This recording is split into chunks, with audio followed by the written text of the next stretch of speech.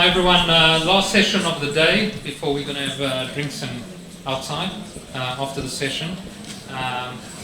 So it really gives me unbelievably great pleasure to introduce the next three guests who will be talking about global growth, how to build global companies and responsible companies.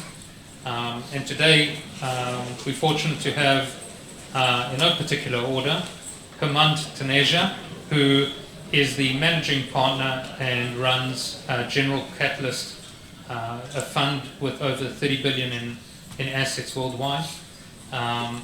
We have Adam Valkin, who's been a good friend for many decades, who heads up the early stage operations and who spearheaded the move of General Catalyst into Europe and the Middle East and Israel. And one of my favorite founders, Ronni Zehavi, who I've known for many years and who we were lucky enough to be in the first round of HiBob and continue to invest in almost every round, if not every round. We, as Entrée Capital, have been very fortunate to have had a really long relationship with General Catalyst. We've done so many deals together, it's hard to name all of them, from Kazoo, Fundbox, Gusto, Stripe, Fundbox. I'm sure you've got more. Deliveroo, Packfleet, which is a new, going to be a Rapid. major big. Did you mention Rapid? Rapid, another one. So we've done a fair amount of deals together. They're the very best early and late stage investors you can find. Again, it's an honor and a privilege to give you the floor and to let you chaps discuss the subject. Thank you very much. Thank you, Avi. So that was a particularly kind introduction, and both Hemant and I are very grateful to be here, and we feel privileged to be in this group because I don't believe there are many other multi-stage venture capital firms here. Having the chance to interact with this group of entrepreneurs. There are none. Sorry? There are none, yeah. In the US, they call it Fox in the Hen House. And a real privilege to be on stage with Ronni Zehavi, who I've also had the privilege of knowing a long time. If I was smarter, would be an investor in his company, but hopefully that can still happen. In addition to building HiBob, he also built a company called Contendo that was sold to Akamai, where one of our other partners, Paul Sagan, was CEO at the time. So we have a long connection with Ronni. So real privilege for me to sort of moderate this discussion because we have two very esteemed and impressive people on this panel.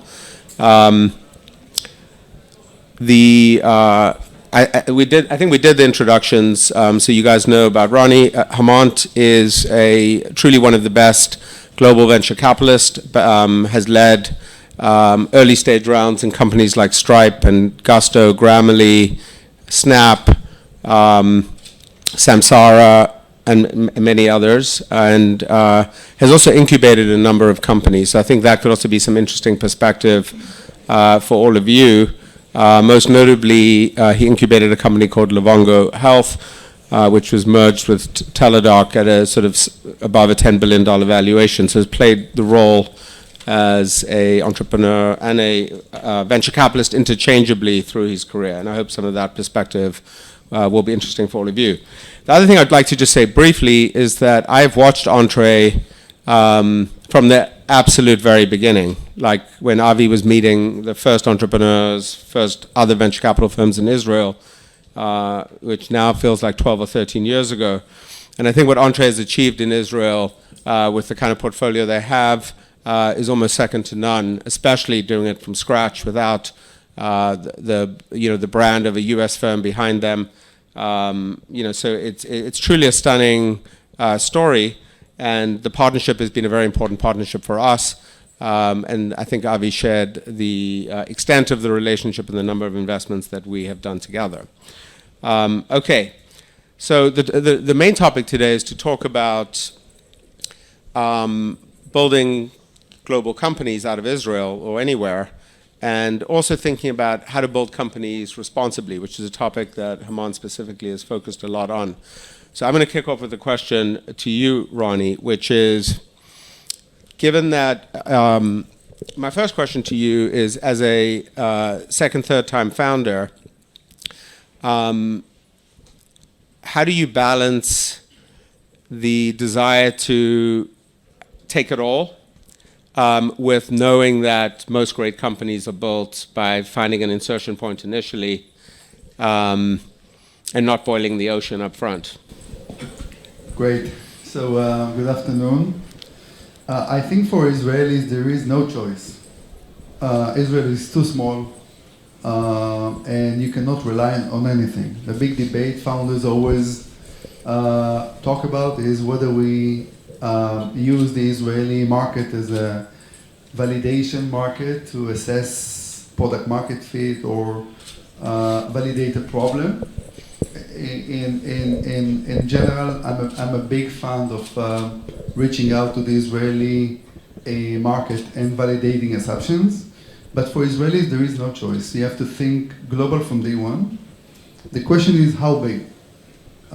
So my first advice, and I've done it with all my companies, if you don't know how to build for global, then go for the right founders who did it, and build the foundations from the early.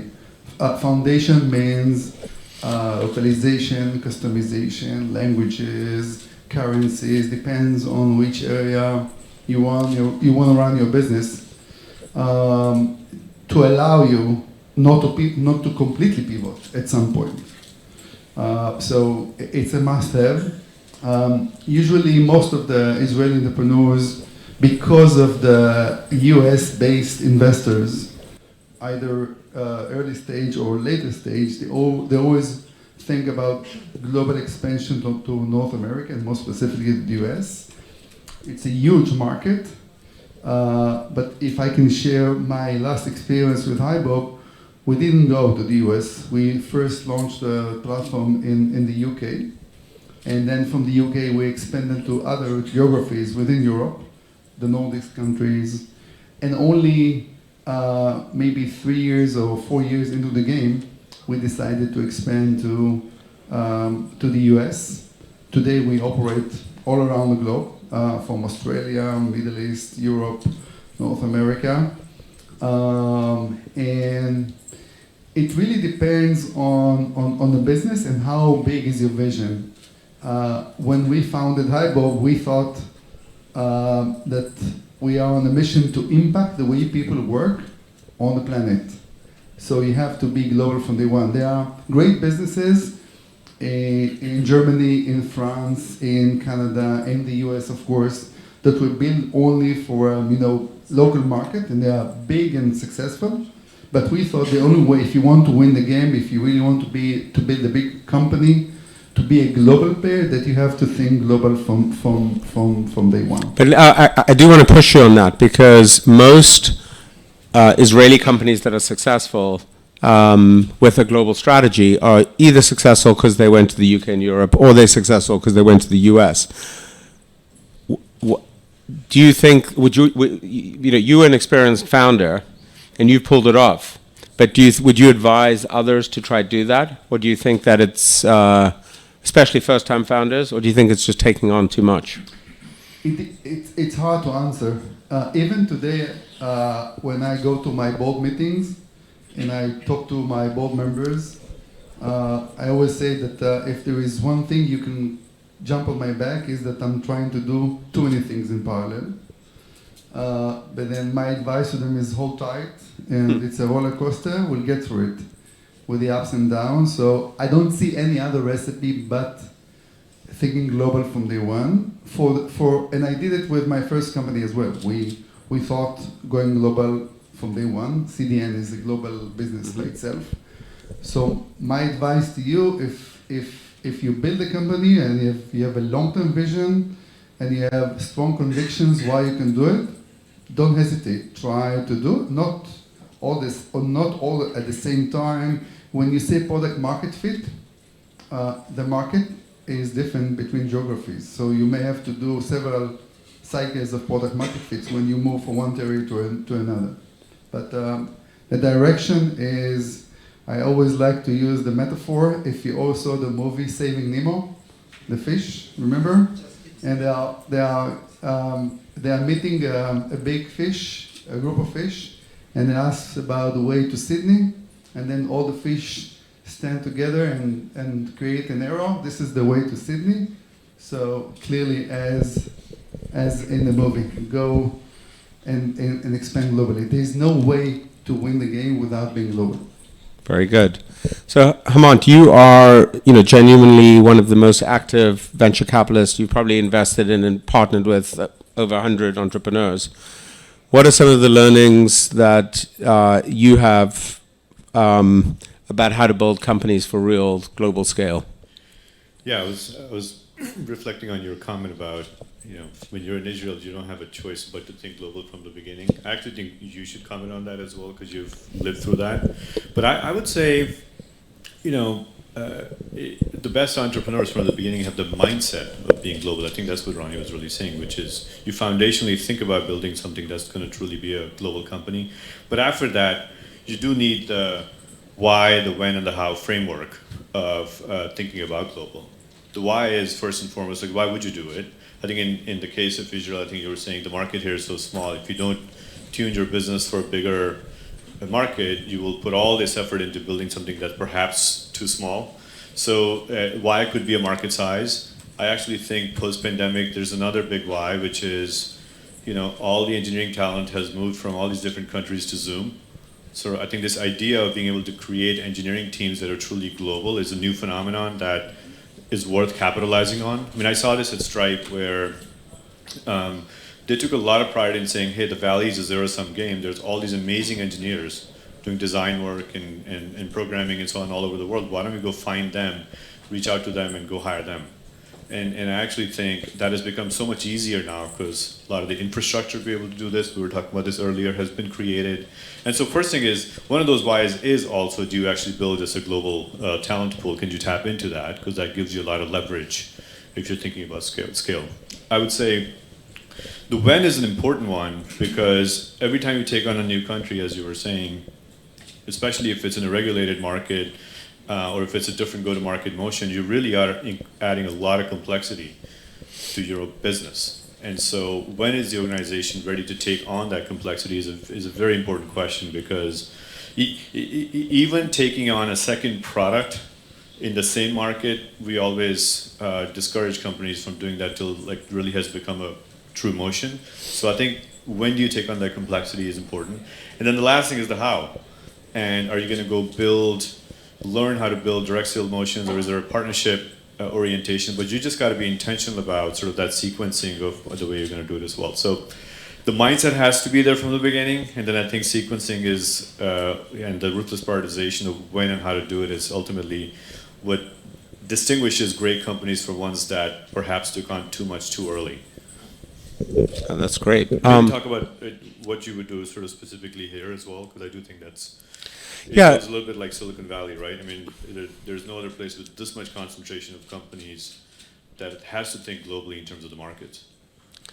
Yeah, so I've been investing in Israeli companies, for about 20 years. First started coming here in 2000, got much more active in 2009, 10, 11, 12, when I was at Excel, and then again from about 2016 at General Catalyst.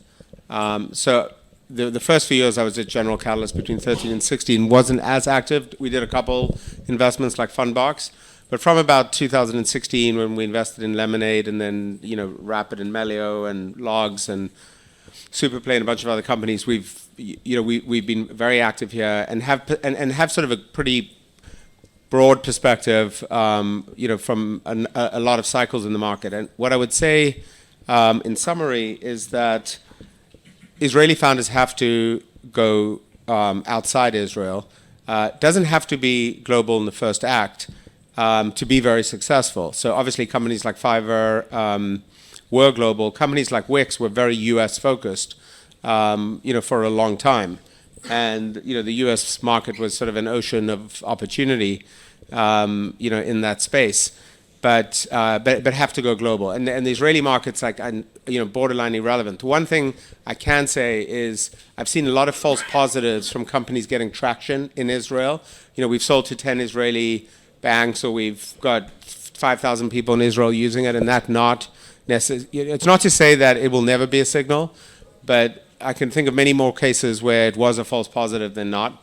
So I would definitely sort of watch out for that. But I think one of the best sort of developments that has happened is that companies realized that they didn't need to leave Israel to build a global company. And it was an absolute, accepted fact up until probably around 2000, say 10, 12, 14. You'd probably remember better, that if you were going to build a global company, you had to leave Israel. And so when we were looking at companies, one of the things you'd have to figure out was, are they going to move? Will they move to Boston? Will they move to New York? Will they move to the Valley? And if you didn't have a strong sense that they would, or a firm commit, that could be like a real question around whether to invest or not. And the other thing that happened was companies would get forced by their venture capital firms to hire like a CEO. The founders say, you need a CEO in the US.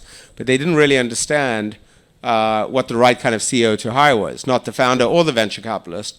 Or they would get wooed by a big name brand instead of really finding the right person. So companies were basically dealt a deathly blow in their sort of first or second innings unnecessarily, because there was this pressure to either move to the US or get a US CEO or get a US group of senior management, oftentimes before the company was ready. So I think one of the best things that happened, driven by founders like Avishai from Wix and Mika and Shai from Fiverr, and in the early days, was just like, we're going to stay here and we're going to build a company from here, and it's going to work. And yes, there are some instances where we will move to the US, but it doesn't have to be. Another big benefit of that was a whole generation of executives got trained up in Israel, and a whole cohort of entrepreneurs got formed in Israel because they were working under these legendary founders like Ronni and others, in this market. And I think that was a really positive development, because instead of having the best Israeli founders have to go to the US, they would, stay here and get mentorship here. And that to me was a big breakthrough for Israel. Now when I think about it, and I think about the most interesting Israeli companies that I've been fortunate enough to be involved with, almost all of them are here. You live here, right? Arik from Rapid lives here. Matan from Melio lives here. So that is a big shift. To Ronnie's point, I do agree very strongly that if you could do what Ronni did, it's first prize. I just think it is really hard to do. To actually be as successful as he's been in the UK, in Europe, in the US, he's got customers all over the world, and that's tricky, because even our US companies, like Hemant led the Series A round in Gusto, which is a massive company in a sort of adjacent space to Ronnie's, that's still only US focused, right? So there are two ways to do it. Yeah, and so Ronni, another question for you is how, when you think about that first company versus second company and the decisions you made, because in both cases you want to build a global company, but you obviously took some decisions around how you did that. What were some of the biggest differences, and what were some of the key learnings? Yeah, I totally agree with you. With my first company, I relocated to the Silicon Valley. It was not mandatory by the investors, but I felt that I had to move there. So the engineering team was based in Israel, and I relocated to the Silicon Valley. And it was not easy because the time difference, there was no direct flight from Tel Aviv to San Francisco at that time, so it was a really challenging time. But I 100% agree with your insights today. You can build big company, global company from Israel. You can much easier than before find your C level or the level below in Israel with a global experience. My advice is to have a mix. So your direct reports will be Israelis and Americans or from Europe. And I think something dramatically changed in the market, and it is related to the way people work today. And everything was really accelerating 2 years ago, exactly 2 years ago, because of COVID. And it's related to the people. For decades, we were used to a very strict work patterns. We work 9 to 5. We work only in offices. We work full time. We work in main cities. This is changed, has changed, and will be with a new way of work forever. There is no going back. So it means that you can rely on, and you need to build your HR team that way. You are able to hire people everywhere on the planet. You can have your designers based in London, in Copenhagen, in Sydney, or in San Francisco. With engineers, a bit more tricky because I think getting them to work together is easier, and no issue with marketing, no issue with customer success, no issue with sales. Of course, you have to be local. So I think the market is moving, and specifically the talent market is moving in a new direction that will help businesses to build global workforce and to be successful. No, and one nuance to my point earlier about the possibility of building a company from here is that the entrepreneurs that are most successful building companies from here have all either lived in the US for some period of time or sold their previous companies to a US company and kind of learned about US go-to-market, working in a US company. Because when I think back to the early phase of my involvement in Israel, the first, like between 2000 and 2010, there was all this incredible entrepreneurial talent, great ideas, great technology, but like a lot of misunderstanding and naivety about the go-to-market. So in order to really be successful from Israel, you still have to find out what that hacks and solutions are for learning about go-to-market in other global markets. And that can be hired in, it could be done through your own experience, it could be leveraging really smart investors that have experience doing this, but you've got to find that balance. So, Hemant, a question for you. You have spent a lot of time over the last couple of years thinking about responsible innovation and not just building successful, high valuation companies, but also building companies in a responsible way. And recently wrote a book called Intended Consequences. Can you share some of your sort of contemporary thinking about what the future should and will look like versus the past 10 or 15 years? Yeah. Look, I think to think about the future, you have to go back to the past. I mean, you and I have been investing for 20 years. And, back when I first got in the investment business at the beginning of the century, almost all of what we did was building software companies that would bring certain kind of efficiency to our lives, right? You would build software for doctors, you would build software for supply chain managers, HR users, different personas essentially.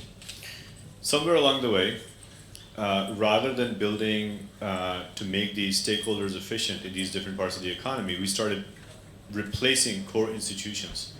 We started building banks, healthcare institutions, schools, insurance companies, defense companies.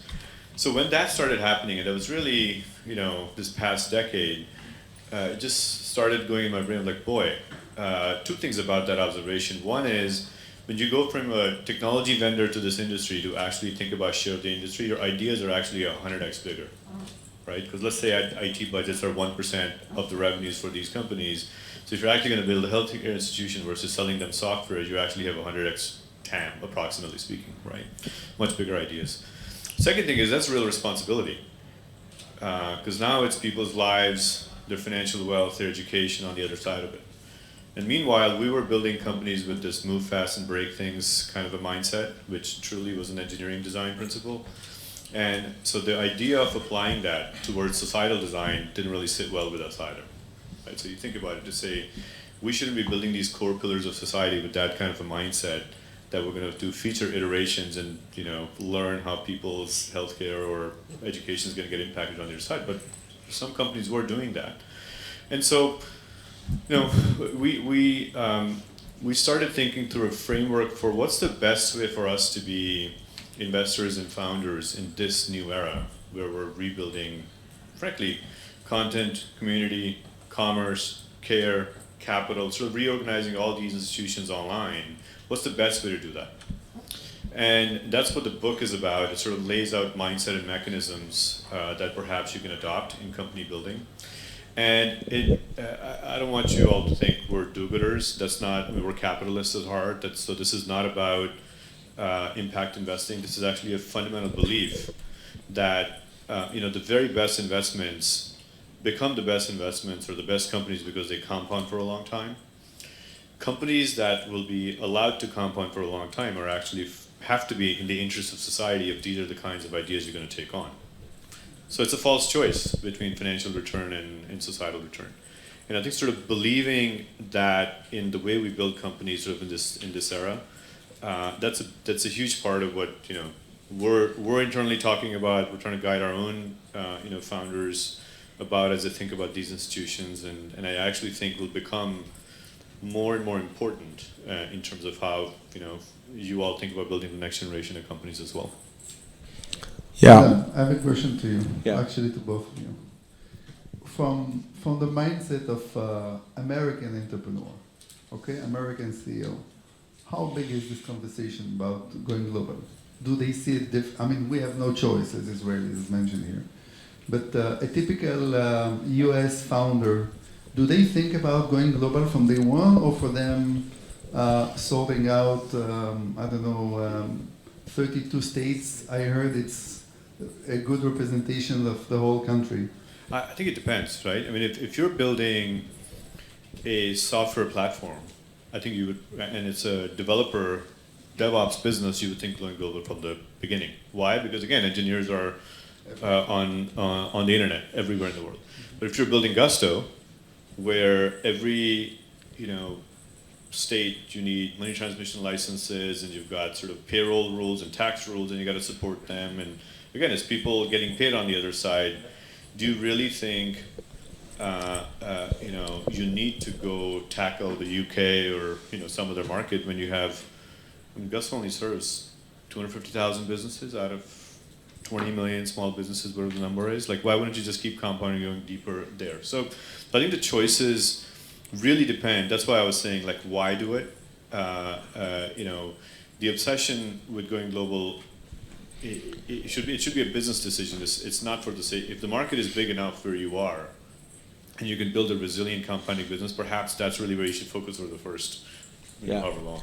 Yeah, we definitely see, like, as Hemant said, it depends a lot on the business. So vertical SaaS companies actually may be more likely to go global faster, but some of the, any of the regulated industries, financial services or other, less likely. And also the companies operating in these huge consumer verticals. So one space that I've been very active, as has Avi from Entrée, is the automotive space, building the next generation of how people buy and sell cars online. So we backed Vroom in the US and Kazoo in in Europe and the UK, and Spinny in India, and Kavak in Latin America. And certainly in the US market, no one would ever think of going global, because, to give you a sense, the US used car market is $800 billion. The UK is $80 to $100 billion. India is $20 to $30 billion. Canada is probably $50-60 billion. The whole of LATAM is probably $200 to $400 billion. So if you've got an $800 billion market domestically, where the biggest player, CarMax, has like 1% of it, or between 1 and 2% of it, you're just never going to think about that. But also like in regulated industries, it's extremely hard. So a company that Adam referenced earlier, Livongo, which takes care of chronic conditions starting with diabetes in the US. Every million people that they serve is $1 billion of revenue, okay, at mid-70s gross margin. So, I think it'll be a very long time before you have to think about, do I need to do TAM expansion? Not only that, we actually went to India to see, hey, huge population of folks with diabetes there. Can we bring our technology there? We didn't even know where to begin. The economic structure, the market structure, I mean, really, somebody who grew up there, who had empathy for that problem and knows the system is much more likely to build a great product for that population than the founders we backed in the US. So I just think you have to not think about the shiny penny in terms of going after other markets and stay focused if the prize is big enough where you are. Yeah. So, Ronni, I have a question for you. You have, one of the reasons you've probably been successful building a big company and going global is that your company has a strong culture. And a strong culture buys you the right to scale and to broaden the scope of what you're doing, because it needs empowerment, right? And empowerment works much better in a company with a lot of culture. What is the culture of your company, and what could you share with this group about how you've done that? It's a great question, and thank you for raising it. If you read an interview with a successful entrepreneur, it doesn't matter where, Canadian, from the US, and they will go and describe their journey, why they were successful. The number one criteria they will share is about their culture. We had unique culture. It's the team culture. That's the usual quotes you hear again and again. And when you ask yourself, what does it mean? Because everybody is going back to the same conclusion. It's all about culture. We know today that growth means people. And they are your number one asset of the business. When you spend 80% of your annual budget on people, it means a lot because you have to deal with them. And it goes beyond the system of record kind of checkbox, payroll, time off, surveys, the basic ones. I think it's the future of work is all about putting your people first and being able to understand what is the unique recipe of your culture as a business. And there is no autopilot. It's like a manual gear in a car. You have to hold the gear in your ups and in your downs. Listen to the engine all the time and make sure that you adjust yourself to where you are right now. And if you do a good job and you surround yourself with the great people that believe in your vision, part of it, if not most of it, related to how you run a business, how you run your people, then there's good chances that the DNA of the business, the spirit of the business, will be something that you can be proud of when you get to a point of you ring the bell in NASDAQ, or you sell your company, or you believe subjectively that you make an impact somewhere. One of the reasons why we founded HiBob, and a very unique value proposition we have, is we tell our customers that when you think about the people, it goes beyond the basic stuff that you have to do with people. It's not about payroll. It's not about tracking time off or PTO. It's about automating those processes and giving the managers, all levels, the right insight, the tools to be better managers. You join businesses and you live managers. That's the ultimate formula for many companies. And managers is about what are the derivatives of the culture. And culture is always built by founders.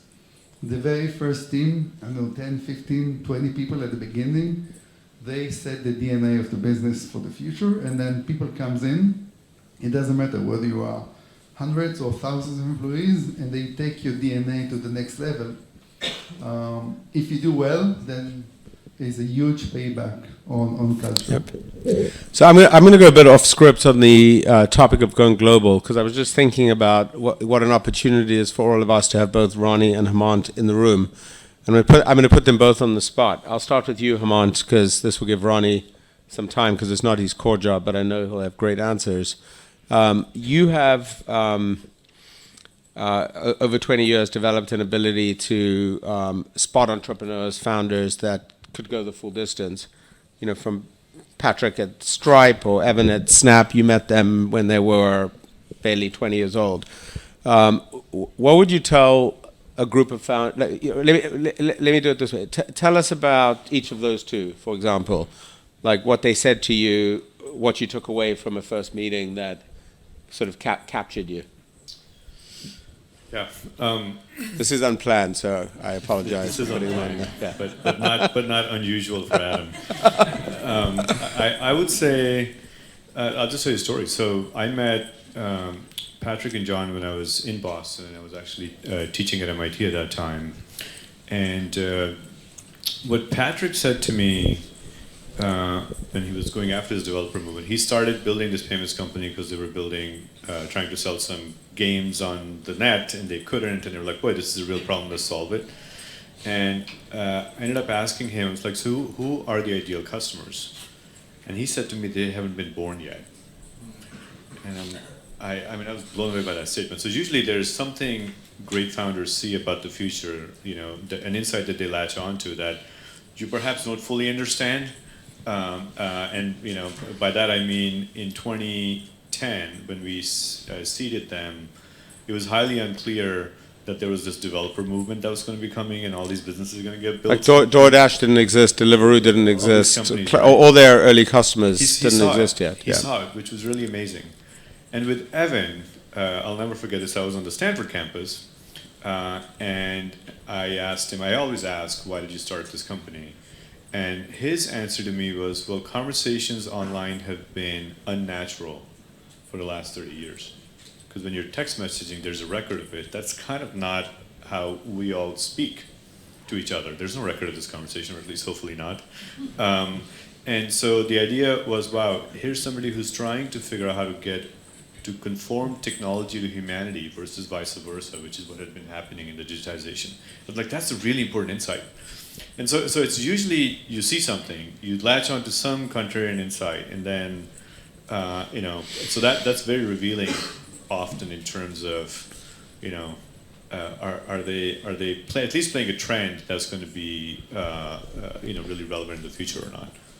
So Ronni, as a highly notable Israeli founder, you probably get how many entrepreneurs approach you on a monthly basis to get advice?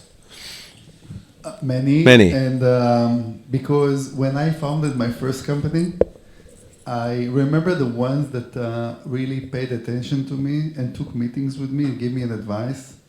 Most of them didn't know me before. And I said, I do my best to keep this momentum going on. So I'm trying to answer emails or LinkedIn messages. Still, it's harder than before, but you know that. I mean, the Israeli ecosystem is on fire and will be on fire. Yeah. There's a reason why you flew into Israel from India on the way to US. Yeah. And it's fantastic market. The number of ideas, you know, people who seeing the future is just getting bigger and bigger every year.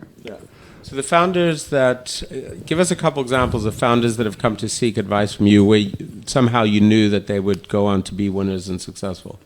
So I go back to the three basic stuff. I'm sure you all heard it, but let me repeat it. To me, in my opinion, the number one criteria of a business is how big is your market. If your market is huge, big, and you can really define your market, because it's not like you have, I don't know, 8 billion on the planet, and what is 1%, and it's a big market. It doesn't work like this.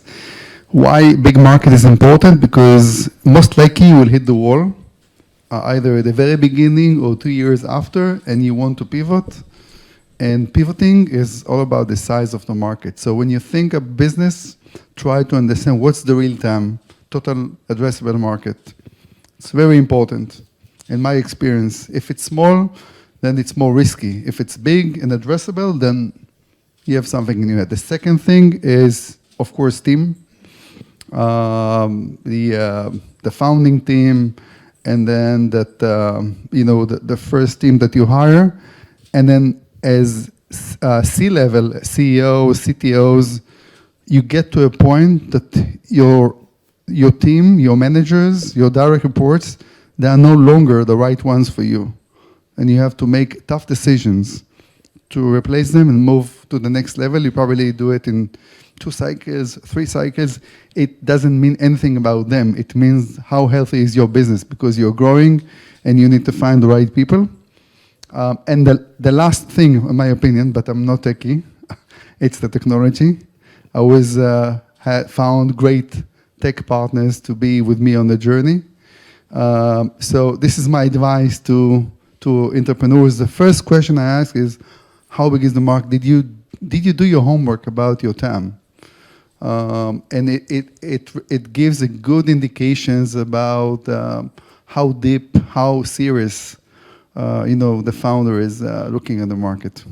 Very good. So I told Avi we'd try and keep it to 45 minutes because we are between you and drinks.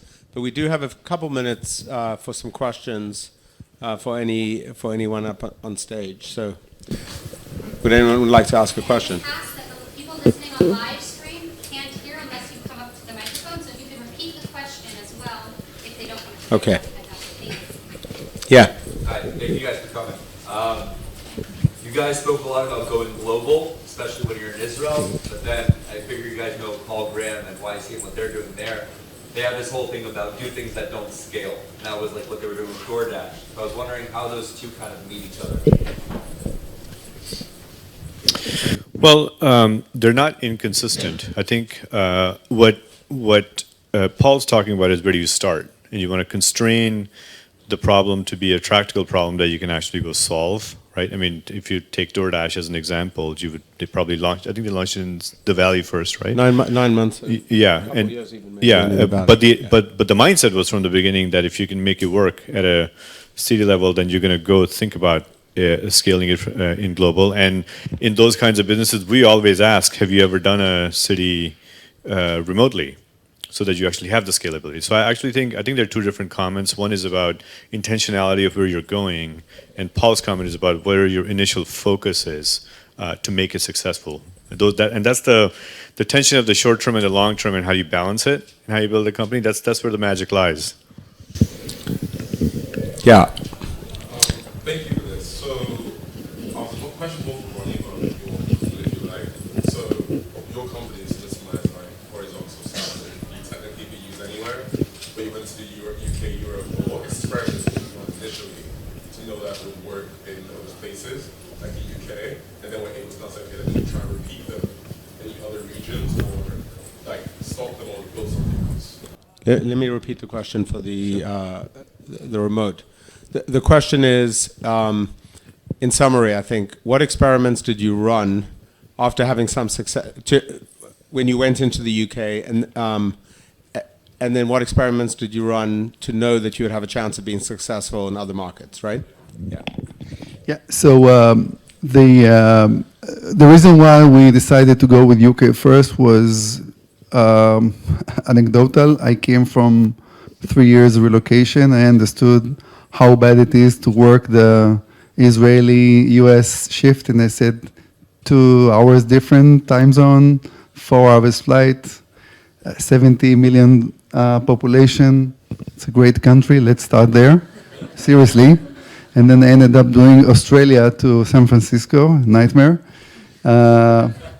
But more specifically, when we build a platform, it's a SaaS platform, HR platform, people management platform for mid-sized businesses, with many hundreds of employees, global companies. So when you build the MVP, there's a common denominator in our space. It does not mean that it happens in other markets. That most likely you touch 80% of the need of modern organization anywhere on the planet. That's the easiest part. The tricky part is the additional 20, because it's how you focus on doing the localization for, I would say, endless list of requirements coming from specific geographies. Doing time off in Finland is probably one of the nightmare to develop. It's crazy. It took Workday 15 years to build time for the Nordics. So the 20% is more tricky. And if you have a solid product team and you really work closely with the market and with your customers, then you can get to the 90.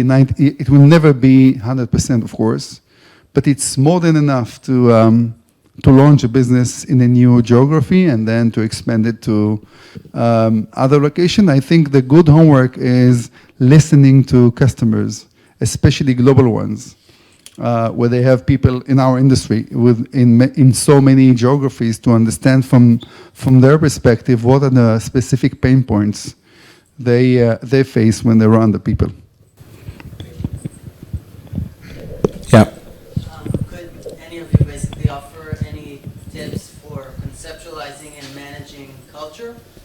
It's such an important issue that you just touched on. So if you have any tips on how to be more aware of culture and manage culture successfully?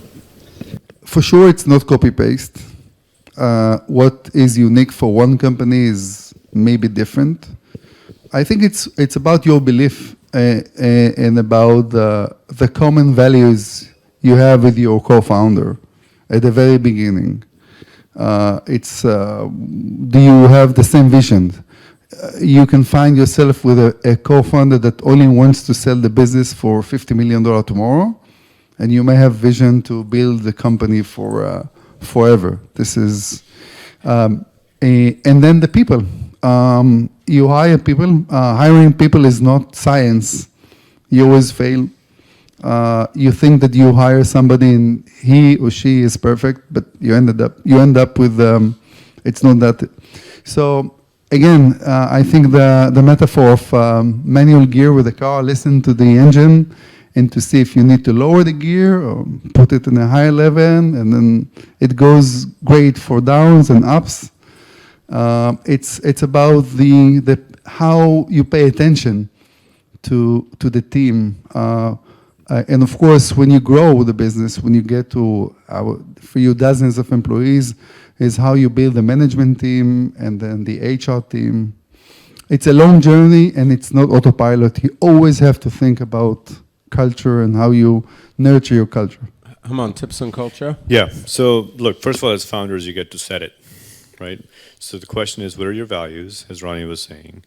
I think the second thing is, does everybody in the company, first of all, can they recite the values? That's a heuristic. I think you should think about that in your team. And the second thing is, do they understand what those values mean in the context of what they are trying to do? So for example, I think where you were going, when you think about the person in charge of helping do the hiring for the company, are they actually looking for people that are consistent with those values? Because that's really the implementation of those values that needs to be happen, right? When you're making product choices and you're in this, hazy, the world's not clear what choices to make and it's highly ambiguous, do you think about the choices you're making and they're consistent with those values or not? I think sort of thinking about that in every aspect, but first and foremost starting with that foundation, that's the heuristic I would perhaps say walk away with. Yeah, I would also say that this is always a long game, and culture can evolve. One of the things that Hemant and I spend a lot of time thinking about as the second generation leading our firm is how do we preserve as much of the culture that has been created, because it's the culture that we came into and chose to come into, but also kind of evolve the culture in ways that we believe. And I think that is always part of the growth and development of companies. So it's not like a once-off moment in time thing that you kind of set. It's something that you're constantly iterating and developing and evolving based on the company, the markets, the people that work there, the times. So I would just say, always remember that, culture, like everything else, is part of a very long game. Maybe one more comment. Diversity, D&I, it's not a buzzword. It's real. There's a lot of research these days that shows that the diverse teams are more productive than before. So inclusion, diversity, these are all real stuff. It's not buzzword, it's real. So pay attention to that as well. Yeah. Hi, Guy Latchestone from Longevity AI. I have a question about companies like Evongo that have a long sales cycle. So when you have such a long sales cycle, what should be a key part of your strategy? And what kind of signals should you look for in the beginning until you have a contract? So let me repeat, can I repeat the question? So the question was looking for some tips around what to do when you have a business model that has long sales cycles, which by that you mean probably 12, 18, 24 months, and any strategies around, and any strategies or signals that could help a founder think through this. I would say a couple of things. One is, if it's a long sales cycle, you better be right that you have the value proposition that's compelling enough, because it's going to be a long time till you know if it paid off or not.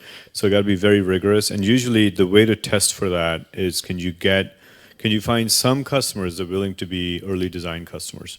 So on something that's long sales cycles, you got to get a few right up front, right? They may not pay you, but they're going to invest the time in helping you get there. The second thing is, in the long sales cycles, it's very hard to differentiate between activity and progress. Because you always have hope that the customer is going to close, and it's a 12-month cycle, so 3 months in, 6 months in, you think you're progressing, but you don't really know. So one of the things we look for is you want to go hire people in sales that have done this and have done this well. You can't try to don't try to reinvent the wheel there yourself. I think that's to me, if you can evangelize to the alpha customers and you can bring somebody in that truly knows how to manage progress in those long sales cycles, those are probably two important tips, I would say. Yeah, and length of sales cycle is not just a business model or sector thing. It's also very dependent on macroeconomic cycles. So, when I think back to working in venture capital in the early 2000s, it didn't matter what company, what sector, all sales cycles were long because no one was spending money on technology. And the way I always remember doing, in venture capital, you do quarterly portfolio reviews. And I remember that for many companies over like 2-3 years, there would be like no change in the pipeline because nothing was happening. And for a lot of people that work in venture capital today, they got into it sometime between 2009 and now, and essentially it's been up and to the right.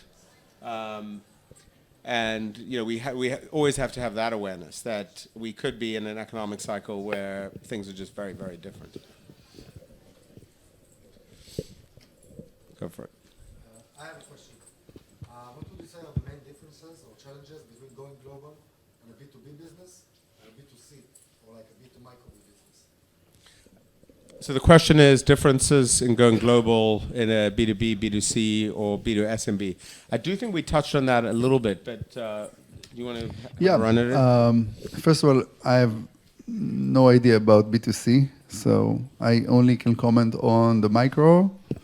And what we do in HiBob, we do in between, not enterprise and not micro businesses. I think it is an advantage. Connecting to the question before about the sales cycle, in SaaS businesses, most likely sales cycles are shorter, between a few months to maximum 2-3 quarters, but not more than that. And if it's longer than that, then think twice if it's the right business to be in. And you have to think global. The more you go down market to the small ones, I think it has the same patterns like consumer business. And then I think the market is huge. The TAM is almost endless.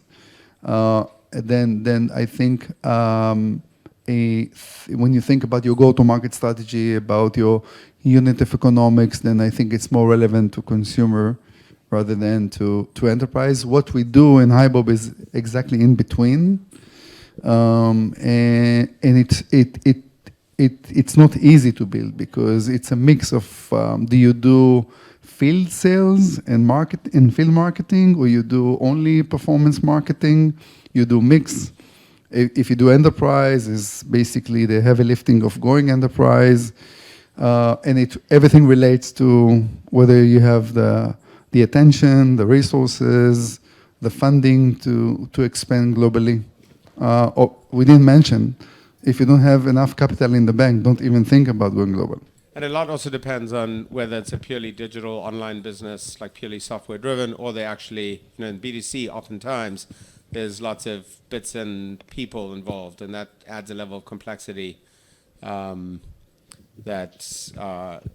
you may not have in some software driven models. I think we have time for two more questions, and we'll keep the answers brief so we can get two more done.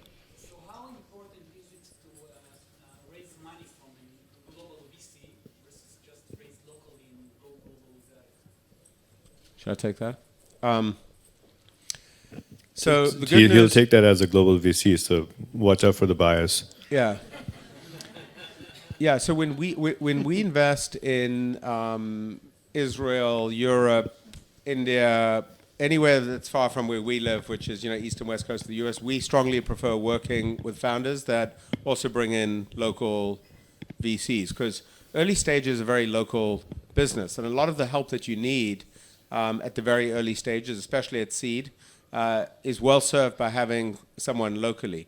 So I think the role of local VCs is very important. Firms like Entrée Capital and other firms in Israel. I mean, one of the things you should all feel very fortunate, is the quality of venture capital players in Israel is extremely high, relative to a lot of ecosystems, because it's such a developed market. And there are some unbelievable people in the market, like the Entrée team, but also their competitors.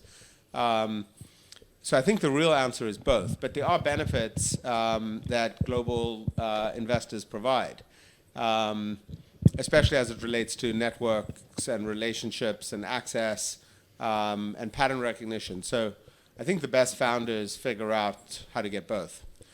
I think where the local investors have the hardest time is where US firms set up big local operations, and they can kind of provide both things, which has obviously happened in many cases, but not always successfully, right? A lot of the big US firms that came to Israel, came and left. Some of them have done extremely well. Yeah, I think there's a role for both. Yeah. When offering software solutions, especially in the cybersecurity industry, there will be clients that want the solution as a SaaS platform or as an on-premise platform. Can you give us tips maybe on how to plan the global growth when you offer both? Or is it even something that we need to do to offer both? Wow. Start with SaaS and end with SaaS. Get addicted to SaaS because that's the only way to build big companies. On-prem is a nightmare. So whatever we spoke about the globalization before, think about shipment, think about, I can't imagine. This is 20 years ago. It's no longer. If you have an idea and you think about on-prem, then look for another one. Guys, thank you very much.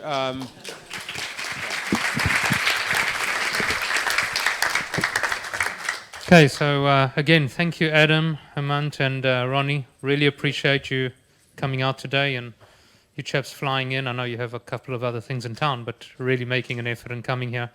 And thank you again to all of the founders and for being here. And last but not least, to thank our team from Entrée Capital, everyone on the team, and everyone did, I think, a fantastic job for this inaugural pre-seed summit in Israel. Watch out the dates. We'll do the same thing in London soon and maybe elsewhere as well. So thank you everyone for coming. We have drinks outside, and please join us. Thank you.